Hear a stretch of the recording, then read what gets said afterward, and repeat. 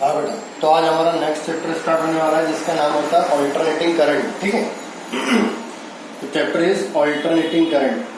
तो सबसे पहले हम डिस्कस करते हैं कि ऑल्टरनेटिंग करंट क्या होता है, जो पहले हमने करंट पढ़ा उससे किस तरह से डिफरेंट है। तो जनरली बेटा हमारे पास दो तरह का करंट होता है, one is alternating current, other one is direct current. Correct. अगर हम दोनों को डिफरेंशिएट करते हैं तो बहुत एक छोटा सा डिफरेंस इनमें। अगर हम बात करते हैं बेटा डायरेक्ट करंट की, तो डायरेक्ट करंट वह होता है जिसमें करंट की डायरेक्शन चेंज नहीं होती, मैग्नीट्यूड चेंज हो भी सकता है और नहीं भी हो सकता है। बट ऑल्टरनेटिंग करंट वह करंट होता है जिसमें करंट की direction with magnitude periodically change होता है। मतलब यहाँ पर जो करंट है वो चेंज होगा मैग्नीट्यूड वाइज भी और डायरेक्शन वाइज भी। देखो करंट पॉजिटिव नेगेटिव, और यहाँ पर जो करंट है वो कांस्टेंट भी हो सकता है, करंट वेरिएबल भी हो सकता है, बट डायरेक्शन चेंज नहीं होगी। अगर करंट पॉजिटिव में तो हमेशा वो पॉजिटिव में रहेगा, कभी नेगेटिव में नहीं जाएगा। Means direct current holes magnitude can change but direction can not change. ठीक है। Alternating current in which magnitude and direction change periodically, दोनों क्या होते हैं बेटा, पीरियडिकली क्या होते हैं, चेंज होते हैं। इसको हम बोलते हैं ऑल्टरनेटिंग करंट। डायरेक्ट करंट जो होता है हमारा, उसका जो सिंबल होता है हम उसको इस तरह से यूज करते हैं, this is the symbol of direct current. या तो हम एक बैटरी लगाते हैं या फिर एक सेल लगा देते हैं। वही बेटा अगर हम ऑल्टरनेटिंग करंट की बात करते हैं तो ऑल्टरनेटिंग करंट का जो सिंबल होता है वो इस तरह से होता है। कहीं पर भी सर्किट में अगर ये सिंबल तो आप समझ जाइएगा वहां पर हमने ऑल्टरनेटिंग करंट यूज किया है। अगर सर्किट में इस तरह का सिंबल लगा है मतलब वहां पर डायरेक्ट करंट यूज किया जा रहा है। ठीक। अब हमें यहाँ जो पढ़ना है वो लास्ट हमारा जो चैप्टर था उससे रिलेटेड चीजें होंगी। जैसे फॉर एग्जांपल हमने लास्ट जो चैप्टर था हमारा उसमें हमने प्रोडक्शन ऑफ एसी पढ़ा था। इन प्रोडक्शन ऑफ एसी हमने वहां पर डिस्कस किया था किस तरह से एसी को प्रोड्यूस करते हैं और ऑल्टरनेटिंग करंट और वोल्टेज की वैल्यू क्या होती है। तो हमने दो इक्वेशन वहां देखी थी। एक होता है करंट की value I is equal to I naught sine omega t, और second value V is equal to V naught sine omega t. यहाँ पर ये जो इक्वेशन है ऑल्टरनेटिंग करंट की और ये ऑल्टरनेटिंग वोल्टेज की है। ऑल्टरनेटिंग करंट में I और V जो है वो इंस्टेंटेनियस वैल्यू ऑफ करंट और इंस्टेंटेनियस वैल्यू ऑफ वोल्टेज को रिप्रेजेंट कर रहा है। I not maximum value of current और V not maximum value of voltage को रिप्रेजेंट कर रहा है। और ओमेगा जो है वो एंगुलर फ्रीक्वेंसी को रिप्रेजेंट कर रहा है किसी, और टी जो है किसी भी पर्टिकुलर टाइम टी पर इंस्टेंटेनियस करंट और वी वोल्टेज दे रखा है। तो हम जितना भी इस चैप्टर में पढ़ने वाले हैं सारा का सारा इन दोनों इक्वेशन पे बेस्ड होगा। ठीक है। चलिए अब यहाँ पर जो सबसे पहला टॉपिक आता है, ठीक है, वो होता है हमारा क्या, average value of alternating current और वोल्टेज। जनरली अगर हम इस चैप्टर की बात करें तो इस चैप्टर में मैक्सिमम डेरिवेशन से होंगे। ठीक। डायरेक्ट फॉर्मूला बेस्ड क्वेश्चंस होते हैं तो आपके जितने भी फॉर्मूला होते हैं इस चैप्टर में वो क्लियर होना चाहिए। तो सबसे पहला जो हमारा डेरिवेशन टॉपिक है वो होगा बेटा क्या, average value of alternating current और voltage. Average value of alternating current और ऑल्टरनेटिंग वोल्टेज। अब सबसे पहले बात यह आती है कि अगर मुझे एवरेज वैल्यू कैलकुलेट करनी है ऑल्टरनेटिंग वोल्टेज की या एवरेज वैल्यू कैलकुलेट करनी है अगर मुझे ऑल्टरनेटिंग करंट की, ठीक है, हमें पता है कि हमारे सिलेबस में जो वोल्टेज और करंट है वो साइनसोइडल होते हैं। ठीक, साइन ग्राफ को फॉलो करते हैं। अब यहाँ पर जितना करंट पॉजिटिव होगा रिमेनिंग हाफ साइकिल में उतना ही करंट नेगेटिव होगा, जिससे टोटल करंट की वैल्यू क्या हो जाएगी, 0।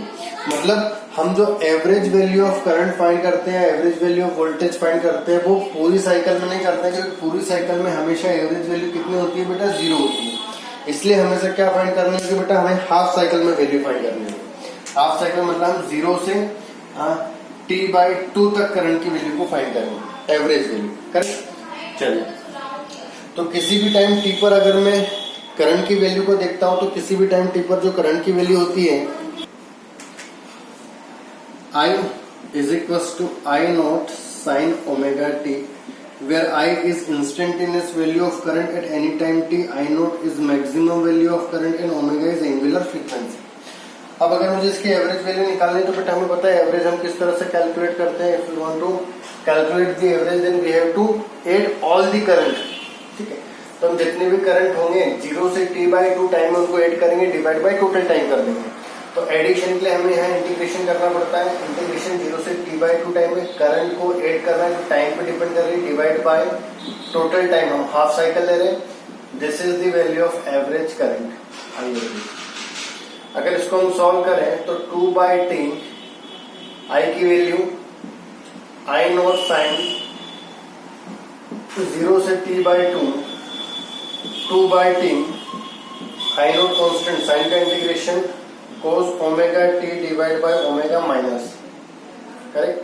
तो -2i0 divide by t into 2π/t value of omega into cos omega t। Omega की वैल्यू यहाँ पर होती कितनी बेटा, 2π/t into t। Limit is from 0 से t/2, 0 से t/2, t से t, 2 से 2 कैंसिल आउट हुआ, -i0/π। तो ये हो गया मेरे पास cos 2π/t into upper limit t/2 minus lower limit cos 0। इसको सॉल्व करेंगे तो -i0/π, t से t, 2 से 2, cos π -1 minus cos 0 1, answer is 2i0/π। This is the average value of alternating current. इतनी वैल्यू होती है बेटा किसकी, अल्टरनेटिंग करंट, ठीक है। अब अगर आपसे क्वेश्चन में अल्टरनेटिंग वोल्टेज पूछा जाए तो बड़ा सिंपल सा कॉन्सेप्ट है, ज्यादा कुछ वेरिएशन नहीं होगा। आई की जगह वी हो जाएगा, आई नोट की जगह वी नोट, ठीक है। तो जहां पर भी इक्वेशन में आपको आई दिख रहा है वहां पर आपको वी यूज करना है, जहां पर आई नोट दिख रहा है वहां पर आपको वी नोट यूज करना है। तो इस तरह से हम एवरेज वैल्यू फाइंड कर सकते हैं किसके, अल्टरनेटिंग करंट और वोल्टेज की, करेक्ट। तो ये था हमारा फर्स्ट डेरिवेशन, ठीक है। ये रिजल्ट आपको हमेशा याद रखना है कि average value of alternating current and average value of alternating voltage कितनी होगी। चलिए, अब ये तो हमारे पास एवरेज वैल्यू होगी। अब हमें पता है बेटा जब भी कोई चीज चेंज होती है, जैसे फॉर एग्जांपल अगर हमने केटीजी की बात करते तो केटीजी में आपने देखा था, हमने वहां पर जब स्पीड चेंज हो रही थी तो हमने क्या फाइंड किया था बेटा, वहां पर आरएमएस फाइंड किया था। सिमिलरली यहाँ पर भी करंट के हम क्या फाइंड करते हैं बेटा, आरएमएस वैल्यू। और आरएमएस वैल्यू जो होती है रूट मीन स्क्वायर वैल्यू। क्या होती है बेटा, रूट मीन स्क्वायर वैल्यू। मतलब हमें क्या करना है, यहाँ पर root mean square value find करना है, ठीक है। तो सबसे पहले मुझे करना क्या है, अगर मुझे आई आरएमएस निकालना है तो मुझे रूट मीन ऑफ स्क्वायर, तो मीन निकालने के लिए आई स्क्वायर इंटू डी टी। अच्छा, अब मैंने 0 से t साइकिल पूरा कंप्लीट क्यों ले लिया बेटा, क्योंकि अगर वैल्यू नेगेटिव होगी तो नेगेटिव का स्क्वायर रूट पॉजिटिव हो जाएगा, तो मेरे आंसर में कोई मिस्टेक आने वाली नहीं। तो हम इतने इतने को फाइंड कर लेते हैं, फाइनली इसकी वैल्यू पुट कर देंगे, ठीक है।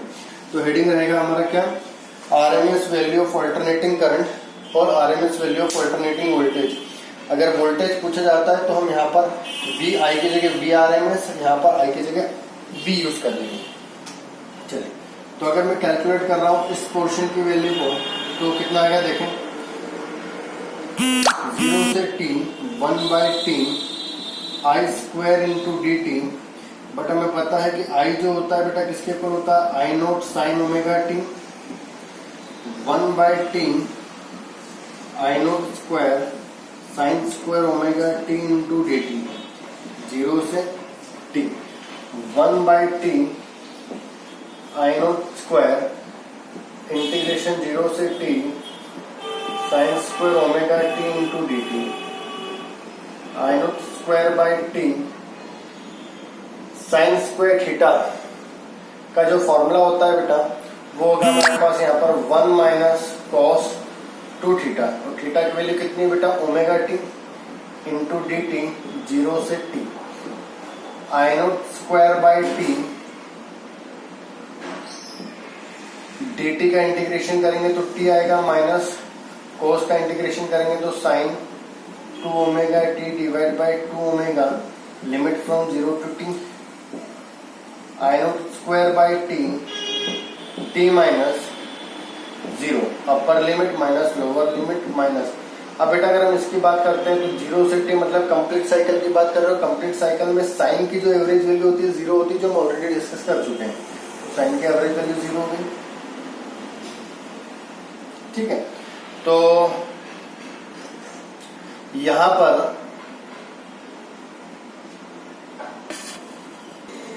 हाँ फॉर्मूला थोड़ा मिस्टेक है, यहाँ पर डिवाइड बाई 2 भी होता है, तो 1/2 अगर सॉल्व करेंगे टी से टी कैंसिल आउट हो जाएगा, तो I0² 2।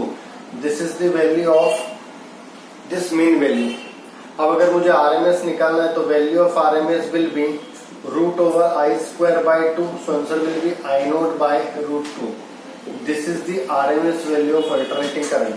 ठीक है, इसी तरह से अगर हमें RMS वैल्यू ऑफ वोल्टेज निकालना हो, हाँ बेटा, ऑल्टरनेटिंग वोल्टेज में हमें जहां V दे रखा है वहां पर VI देखा, वहां VRMS, यहाँ पर हो जाएगा हमारा V0/√2। तो इस तरह से हम alternating voltage of value of voltage भी फाइंड कर सकते हैं। ठीक है, तो ये हमने alternating current and alternating voltage का फॉर्मूला डिराइव किया। ओके।